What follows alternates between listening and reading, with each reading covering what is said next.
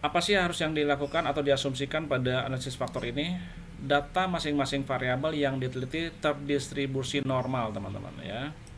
Ini sudah dua kali kita coba ya, bagaimana membuat distribusi normal dengan menggunakan SPSS.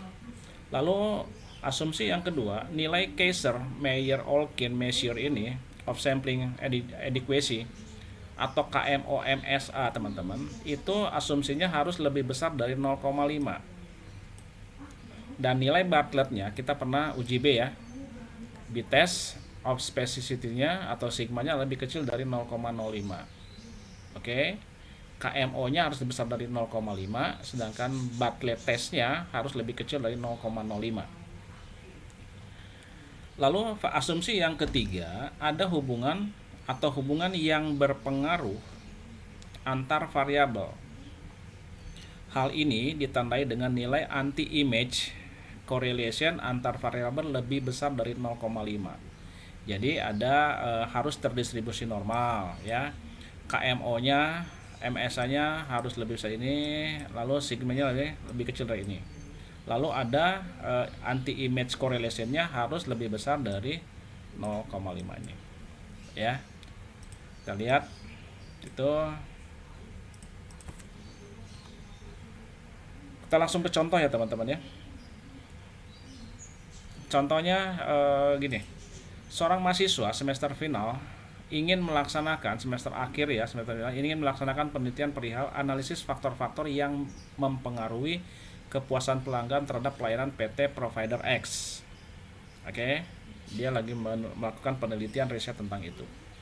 Ada 25 orang responden atau sampel dengan balasan 5 item pertanyaan kuesioner tentang ini. Bagaimana provider X ini tentang keandalannya, tentang ketanggapannya, tentang keyakinannya, tentang empati dan berwujud. Berarti ini adalah berhubungan dengan pelayanan mereka ya, teman-teman ya. Nah, dia menyebar kuesioner seperti ini. Lalu dari sini pertanyaan tersebut ialah jenis pertanyaan yang nyata, favorable atau konkret, di mana setiap pertanyaan mempunyai 5 pilihan balasan dengan penskorannya sebagai berikut. Sangat tidak puas, kurang puas, cukup puas, puas, dan sangat puas. Skornya 1 sampai 5. Berarti apa maksudnya? Kandalannya puas nggak? Sangat puas, oke. Kandalannya 1, 2, 3, 4, 5. P2-nya pilih 1, 2, 3, 4, 5. Seperti itu ya. Nah, dia buat tingkat skornya seperti ini. 1 sampai 5, skala 1 sampai 5. Bagaimana cara membuat ini adalah kita persiapan data SPSS-nya, lakukan pengaturan sebagai berikut, teman-teman. Data Excel-nya juga ada saya masukkan ke IL, maka kalian bisa langsung melakukan latihan nanti setelah kuliah ini selesai. Saya akan coba langsung teman-teman ke SPSS-nya ya. Ini tadi saya sudah buat yang baru lagi. Oke, maka yang kita persiapkan apa? Variable view-nya, name-nya apa? Pertama P1, teman-teman, P1.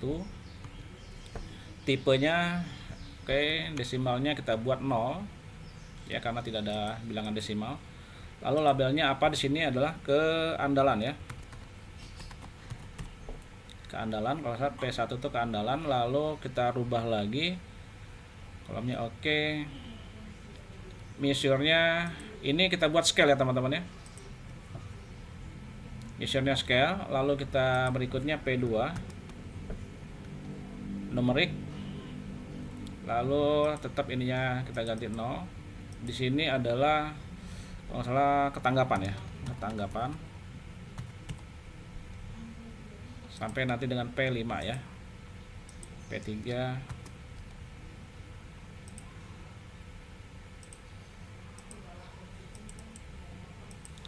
Lalu di sini karena ketanggapan keyakinan bukan agama di sini, teman-teman. Keyakinan, lalu scale juga P4.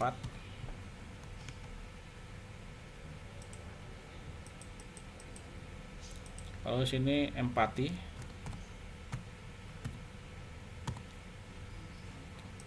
measure-nya scale juga, lalu P5.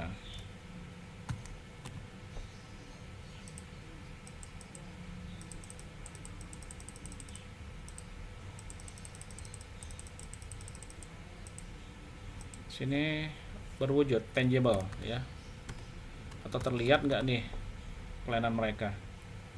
Oke, nounnya kita ganti dengan cell. Oke teman-teman, seperti ini sudah. Kita sudah mempersiapkan data SPSS-nya dengan merubah variabel-variabelnya. Variable view-nya sudah kita buat P1 sampai dengan P5 dengan labelnya yang sudah ditentukan. Kita data view. Nah, sekarang kita kopikan datanya. Ya, semua proses sudah ada ya teman-teman ya. Semua proses ada di IL. Di PowerPoint-nya ya. Step by step-nya. Lalu saya copy lagi data ini. Ctrl C. Saya pindahkan ke SPSS. Pak, maaf Pak. Ya. Kolomnya diisi 5 Pak. Kenapa? Oh, Kolom 5 ya. kolom. Tadi saya abaikan ya. Oke, sebenarnya ini teman-teman, kolom ini ya. Boleh ada isi 5 ya. Ini sebenarnya hanya untuk menyatakan lebarnya saja ya. Oke, kita isi 5 ya. Oke, terima kasih, nggak apa-apa 5, 8 nggak apa-apa juga ya.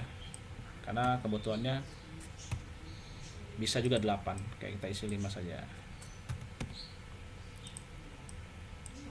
Ya. Lalu kita isi data view, lalu kita Ctrl V. Nah, seperti ini teman-teman ya. Ada P1, P2, mulai dari keandalan, ketanggapan, keyakinan, empati, dan berwujud. Nah, setelah ini kita lakukan apa? Pilih Analyze lagi. Klik Analyze. Lalu pilih Dimension reduksi ya. Dimensi reduction di sini, lalu pilih faktor teman-teman. Oke, kita akan muncul kotak dialog faktor analisis. Maka kelima faktor ini kita masukkan ke dalam variabel. Nah, masukkan ke sini.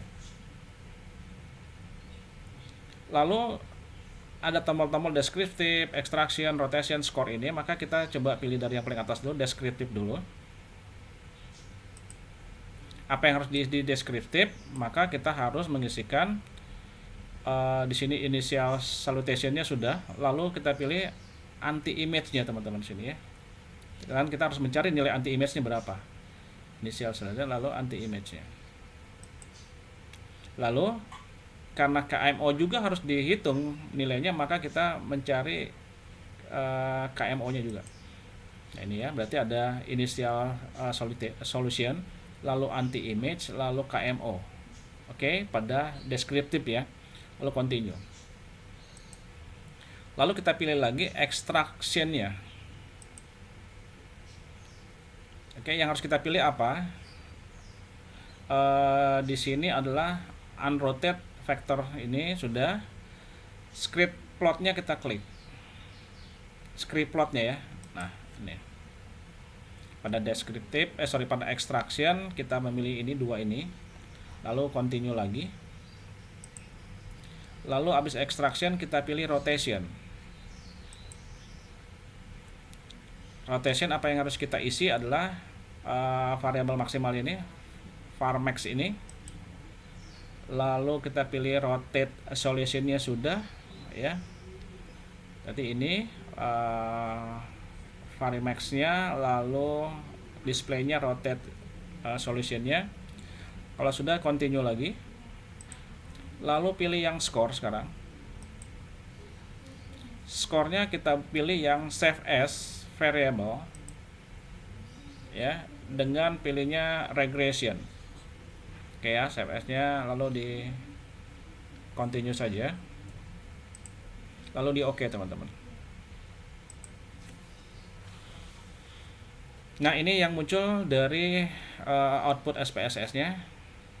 Ya, seperti ini kita lihat.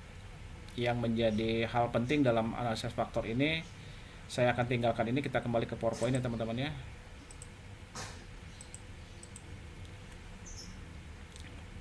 Ini tadi ya kolomnya ya.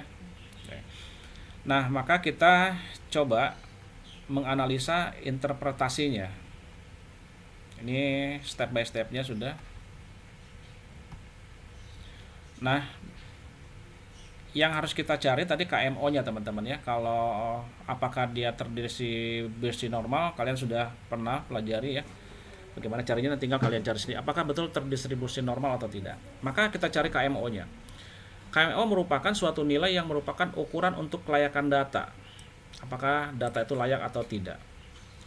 Kalau nilai KMO yang kecil mengindikasikan bahwa penggunaan analisis faktor harus dipertimbangkan kembali. Jadi kayaknya nggak bisa dianalisis faktornya ya, atau ada kenapa sih KMO yang lebih kecil? Apakah dia memang tidak terdistribusi normal? Nah gitu ya. Karena korelasi antar peubah asal tidak dapat diterangkan oleh peubah lain. Menurut Kaiser dan Rice 1974 menetapkan kriteria pengukuran bahwa nilai KMO sebesar 0,9 adalah sangat bagus. Lalu ada 0,8. Ingat tadi seperti nilai stres ya teman-teman ya. Ada nilai standarnya. 0,9, 0,8, 0,7 cukup, 0,6 adalah kurang, 0,5 jelek, dan di bawah 0,5 tidak dapat diterima. Ya, kita jadi punya patokan-patokan standar nilainya. Dan di bawah ya di bawah 0,5.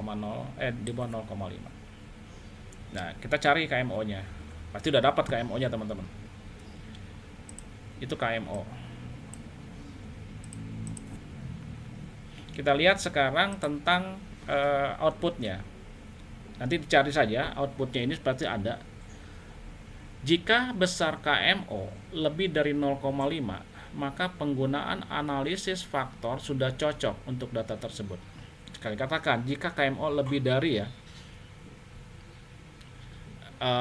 dari tabel KMO dan Bartlett test, B-test ya, dari KMO B-test yang tadi dari SPSS didapat nilai KMO sebesar 0,81, teman-teman.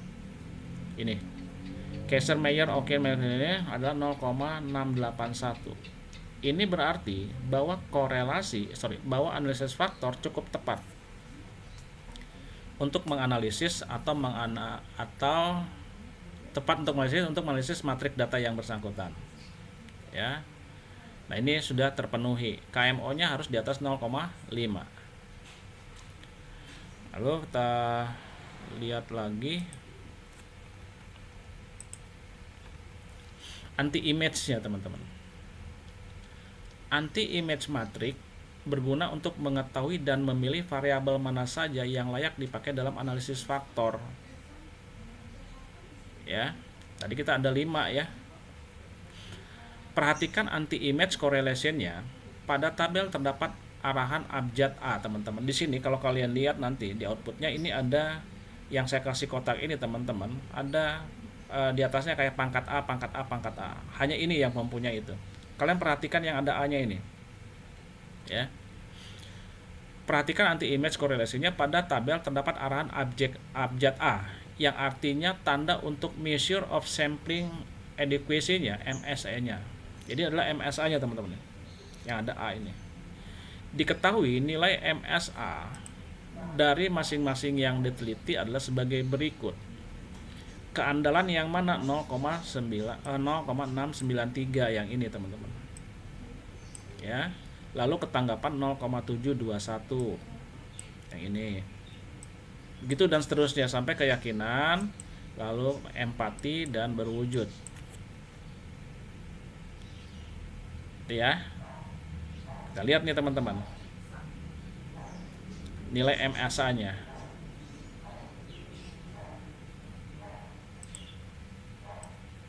Ini menandakan apa sih dengan ada muncul nilai-nilai seperti ini? Oke. Kita lihat sekarang.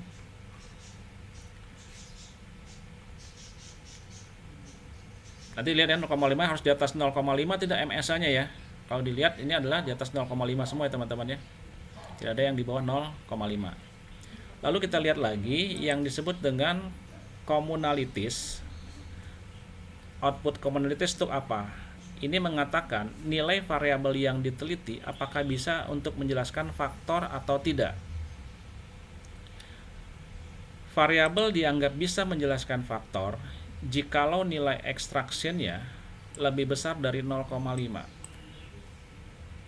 Berdasarkan output, nilai extraction untuk semua variabel ialah lebih besar dari 0,5 yang ini. Itu ya.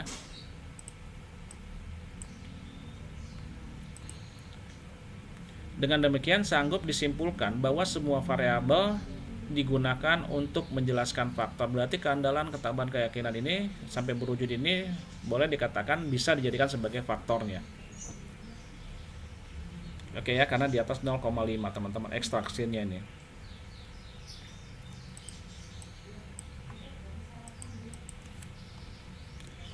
Lalu kita lihat lagi output yang berikutnya yang menjadi menjadi perhatian pada analisis faktor. Komponen matrik ya, komponen matrik ini teman-teman mengatakan nilai hubungan atau hubungan antara masing-masing variabel dengan faktor yang akan terbentuk.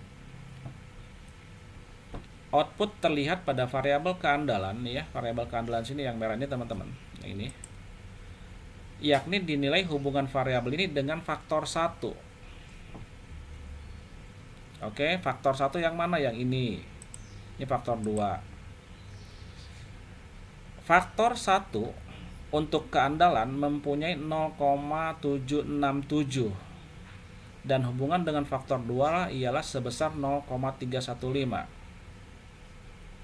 Untuk variabel cara lain memaknainya adalah apa teman-teman? Sama misalnya gini ya, keandalan 7 0,7, ini keandalan faktor 2 nya berapa? 0,315. Kalau untuk ketangkapan berapa? Faktor yang satunya adalah nilai faktornya 0,771 dan hubungannya dengan faktor 2 adalah 0,222. Begitu seterusnya sampai ke bawah sini. Oke. Nanti di sini terlihat teman-teman apa maksudnya dari komponen matrik ini. Ya, kita lihat lagi di output berikutnya. Oke, seperti itu. Kita lanjut dulu.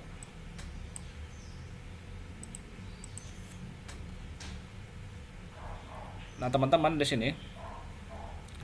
Nah, ya. Sekarang ada komponen 1, komponen 2 ya. Ada faktor 1, faktor 2. Sekarang kita lihat pada interpretasi rotate komponen matrik. Tadi juga ada salah satu stepnya, kita harus checklist rotate komponen matrik ini. Maksudnya apa teman-teman? Ini untuk mengelompokkan ya. Jadi variabel mana yang menjadi faktor 1 dan faktor 2. Oke ya, ini kan ada ya, komponen 1, komponen 2. Nanti dia masuk yang kemana nih? Komponen 1, keandalan masuk 1 atau 2, ketangkapan masuk 1 dan 2. Kita lihat dari output yang rotate komponen matrik ini. Maksud dari rotate komponen matrik untuk memastikan suatu variabel masuk dalam kelompok faktor yang mana, yang faktor 1 atau faktor 2. Ya. Cara membacanya hasil rotate komponen matrik ini, kita lihat variabel keandalan yang ini ya. Variabel keandalan. Variabel keandalan cara bacanya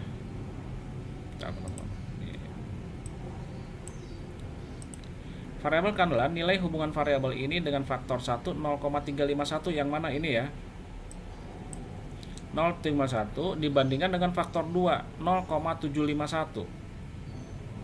Oke teman-teman, maka bisa terlihat bahwa nilai hubungan faktor 2 yang 0,751 itu lebih besar daripada faktor 1 ya. Kalau dia lebih besar, nah maka dia apa? Masuk kelompok faktor 2 ya. Maka variabel keandalannya termasuk kelompok faktor 2. Begitu seterusnya untuk variabel-variabel yang lain. Contohnya gimana? Ketanggapan nih sekarang ini ya. 0,417 faktor 1-nya. Faktor 2-nya berapa? 0,6685. Ketanggapan faktor 2-nya lebih besar dibanding faktor 1. Maka dia pada faktor 2. Lihat aja teman-teman, kalau dia ada di faktor 1, maka nanti dia tetap jadi faktor 1. Kalau dia ada di faktor 2, berarti tetap menjadi faktor 2. Lalu keyakinan. Keyakinan mempunyai nilai faktor yang pertama, komponen yang pertama 0,225. Sedangkan untuk keyakinan pada faktor 2 0,809. Ini juga lebih besar dibanding 0,225. 0,8 kan lebih besar. maka dia pada posisi faktor 2. Tetapi berbeda dengan empati dan berwujud, teman-teman. Yang ini, ya. Empati dan berwujud ini, si komponen satunya lebih besar dibanding komponen 2. 0,851 lebih besar dibanding 0,101. Berarti dia sudah, gitu ya. Dia karena dia lebih besar di faktor 1, maka dia menjadi faktor 1. Sama dengan berwujud. Berwujud lebih besar faktor satunya dibanding faktor 2-nya. Maka berwujud menjadi faktor 1. Jadi melihat dari rotate komponen matrik ini, teman-teman, kita bisa mengambil kesimpulan seperti ini. Ya. Berarti faktor 1, ya, analisis faktornya, faktor 1 itu empati dan berwujud. Empati dan berwujud, teman-teman. Lalu keandalannya bagaimana? Keandalan, ketanggapan, dan keyakinan masuk faktor 2. Ini yang dimaksud dengan analisis faktor, teman-teman. Untuk menganalisa faktor-faktor mana yang dikelompokkan menjadi faktor 1, faktor 2. Oke, faktor 1 sudah ketahuan nilai faktornya, faktor 1 dan faktor 2-nya. Ya. Empati dan berwujud, faktor 1, faktor 2, keandalan, ketanggapan. Ini bukan berdasarkan pemilihan dengan tidak berdasar ya, teman-teman ya. Tapi inilah pemilihan yang berdasarkan dari analisa SPSS yang memunculkan angka-angka ini. Ya, terlihat dari sini. Oke, seperti itu. Kita lihat lagi. Berikutnya kita lihat lagi untuk komponen output yang berikutnya, CTM ini ya, CTM ya, komponen transformation matrix. Komponen transformation matrix mengatakan bahwa pada komponen 1, oke, komponen 1 ini nilai korelasinya ialah sebesar 0,735 lebih besar daripada 0,5. Ya, teman-temannya ingat bahwa 0,5 itu dapat nilai dari mana? Adalah nilai distribusi normal ya, teman-teman ya. 0,5. Dan nilai komponen 2, nilai korelasinya sebesar 0,735 juga, sama nih, kebetulan sama ya. Ini teman-teman ya, sama ya. Lebih besar dari 0,5. Karena nilai hubungan semua komponen, baik komponen 1 dan komponen 2. Komponen 1 lihat nilai komponen satunya, teman-teman. Faktor 2-nya lihat juga sama dari komponen 2-nya. Maka yang di kotakin merah ini sama-sama mempunyai nilai komponen di atas 0,5. Maka kedua faktor yang terbentuk ini sanggup disimpulkan layak untuk merangkum kelima variabel yang dianalisis, teman-teman. Ya, cara membacanya seperti itu. Sebenarnya kalau lebih jauh lagi, belajar lebih, kalian bisa pelajari, teman-teman ya. Bisa nggak kalian misalnya mencari lagi dari semua output itu artinya apa gitu ya. Tapi dalam analisis faktor yang terpenting adalah output ini, teman-teman. Bisa kita lihat komponen transformation matrixnya gitu ya. Apalagi tadi yang dia masuk kelompok mana, teman-teman. Apakah dia masuk kelompok 1 atau kelompok 2? Sorry, bukan kelompok 1 yang tadi nih ya. Ini variabel nih. Faktor 1 atau faktor 2. Bisa langsung terpisahkan ya, faktor 1, faktor 2 dengan melihat nilai-nilai daripada rotate komponen matriksnya. Itu, teman-teman, untuk